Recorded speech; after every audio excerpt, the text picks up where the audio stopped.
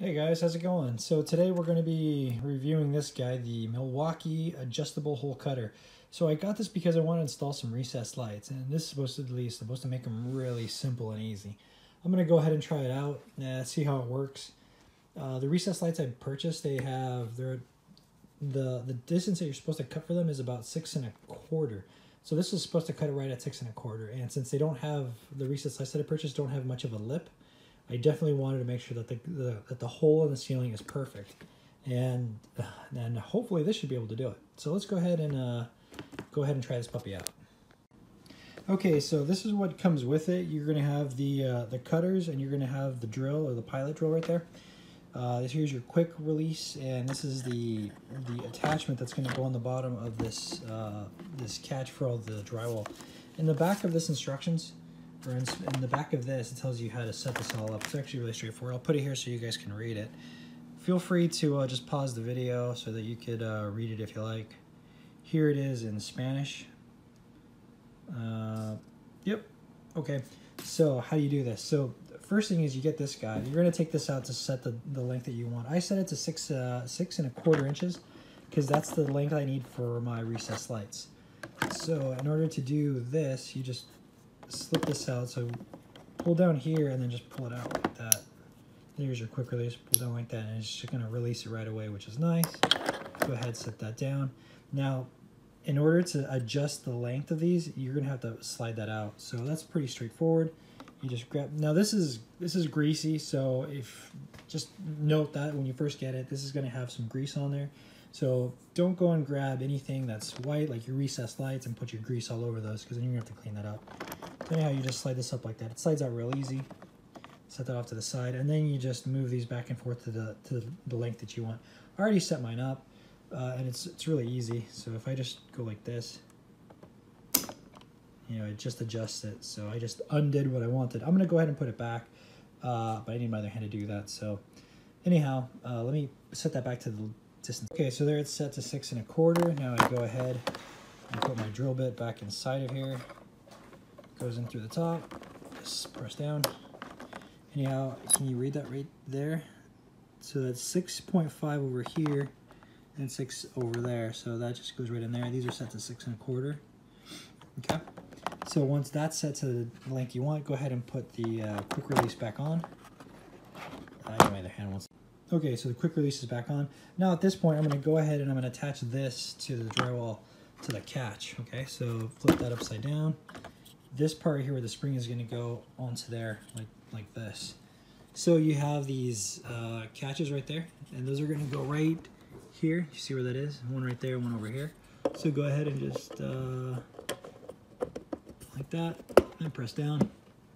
1 second, my other hand. Okay, it's really straightforward. Just push it in there like that, and then that'll just slide on there.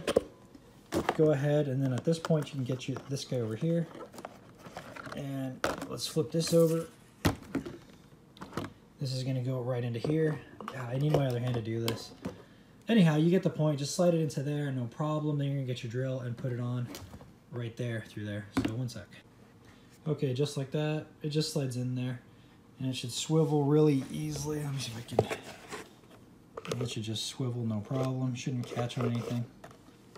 There we go. Okay, so now let's go upstairs and let's cut a hole. Okay, so here I'm going to start the drilling. So before you start, make your mark wherever you're going to do your hole. Here I'm just going to be doing recessed lights, but I mean this thing you can make a hole from 2 inches up to 7, so you can make any hole for whatever you want.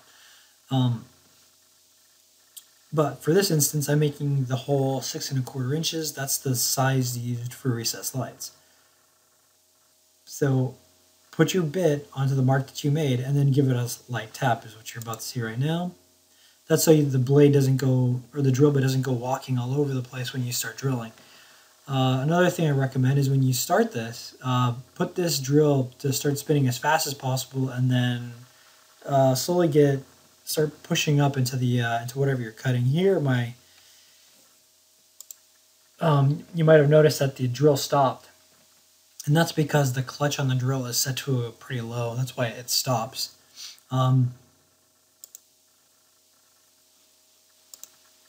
Here you'll notice that I removed the catch from the ceiling, which you don't want to do if that blade's spinning. Otherwise, you're going to have a bunch of dust going everywhere, which is what happened. So yeah, you'll see further on I finally catch on what I shouldn't be doing. This is the first time I've done this, so it's a bit of a learning experience for me. So I'm trying to show you here what you shouldn't do from what I've learned. And what you shouldn't do is just spin this and then remove the catch off the ceiling to have a look, because you're going to have the drywall like, oh, right there. That's what happens when the blade catches and you're not pressing firmly up against the ceiling. But not just that. A problem I'm having with this is that the drill that I'm using is a bit underpowered. It's just a regular corded drill, and really I should be using something with a bit more horsepower, and I'll show you in a second what I mean. But in the meanwhile, as you can see, I'm continuing to try and drill this. So if you are going to use just like a regular drill, you want to go super slow. If you have a beefier drill with more horsepower, then you can cut through this without any problem. That's like if you go and look at all the professionals, what they're using a heavy-duty drill with a half-inch chuck at least, and with high RPMs. This is just a regular drill. It's nothing fancy. It's only like 3 amps. So it's more than enough to actually cut the hole. It's just you're going to struggle a little, like I struggled a little bit with it. But that's perfectly normal. If you're going to use this drill, take your time, go slow. With the other bigger drills, you can just cut through this, no problem. It'll cut through this easily. So here it's painful. I'm going slow. You can see all the dust starting to come out. At this point, do not remove this. Don't stop like that. See, that's just going to throw dust everywhere. Don't do that, and because you're going to be breathing a lot of this drywall if you do that. So, and at this point, I'm getting pretty frustrated with this because I'm like, what's going on? Why doesn't it just cut it? Because in a lot of the videos that I've seen from Milwaukee, they're using a pretty beefy drill to do this, and it's what you should be using. I didn't. You can still do it without it, but it's a pain. So anyhow, this goes on for like another few minutes of me trying to cut through this, and essentially I'm pretty frustrated with this whole bit. So here I'm still going at it. It took me I think like 2 or 3 minutes to cut through this. Finally, I got fed up with going so slow with this drill and it just catching and getting thrown out. So I just got a regular a box cutter, and I cut it as carefully as I could all the way around it to actually remove that bit, which was really frustrating. And I was tired of holding the drill up in this position. So yeah, I don't know what I was doing wrong here besides that underpowered drill. It just kept vibrating all over the place. It was super annoying. Yeah, and it just took forever. The other thing is, look, I'm not going totally perpendicular to the wall. That's the other thing that kind of was frustrating me. So yeah, at this point, it's been several minutes and I still haven't cut the thing down. My shoulders are tired and I'm annoyed. Yeah, I would definitely recommend getting a beefier drill. Okay guys, so yesterday I was using this guy, my Ryobi drill. It's a corded drill. It's 4.5 amps. So I was trying to use this to cut the drywall yesterday, and I was having problems. I wasn't sure if maybe it was my technique or maybe if this guy just didn't have enough horsepower. I don't know, but I'm going to try the same technique I used yesterday with this guy. Now this is a 7 amp drill, so it definitely has way more horsepower and should spin much faster than the other drill. So when I watched the guys, like the pros doing this, they had these cutters in a little bit narrower, or they had a really big drill. So I don't know, I'm going to try it with this guy, see how it works, see if it still catches and bounces around. Hopefully this does a trick, I don't know. Or maybe it's because I just wasn't holding it totally perpendicular to the wall. I don't know, but I'm going to give it a go and see how it works. So let's see. Here we go. So with this drill, this is a much stronger drill, much more horsepower. That's a 7.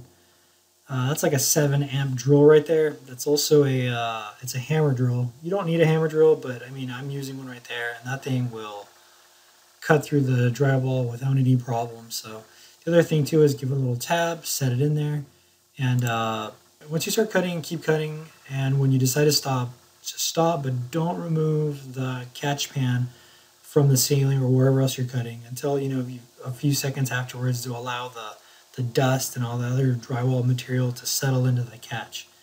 So here I'm drilling, and I'm not really pushing too hard on this, but I could have pushed much harder with this and just, you know, force it through there, which is probably what you can do. But at the same time, I didn't want to risk anything. As you see there, I'm leaving it up against the ceiling, and that's fine. Just leave it on there and wait a bit, and there you go. So just remove it. Right there, it's only being held on by. So here you can see there's the hole I made. The hole is the perfect size, and it came out really nice when I'm using the more high power drill. I recommend if you guys are going to use this tool, use the stronger drill. It'll make your life much easier to cut this out. Yeah, I mean, this is perfect for making any type of circular hole. From 2 to 7 inches. It's I forget how much it costs. It's anywhere from 20 to 30 bucks, or maybe 40 bucks, depending where you get it from. But yeah, you could definitely get it at a pretty good price. And anyhow, the other thing I really like is that it's adjustable. It's adjustable up to 1/4 inch, so that's really nice. That way you don't have to buy, like, I don't know, like a ton of drill bits just to make different size holes. So yeah, this is a cool tool. I like it. It works nicely. All right, well, I think this device is perfect for cutting holes from 2 to 7 inches. A nice, perfect circular hole, no problem. Use the right drill with it and you'll have no problems. If you want to pick this tool up, I will go ahead and put a link down in the description below. That's about it. So thank you for watching. And as usual, good luck in your projects, and I'll catch you in the next one.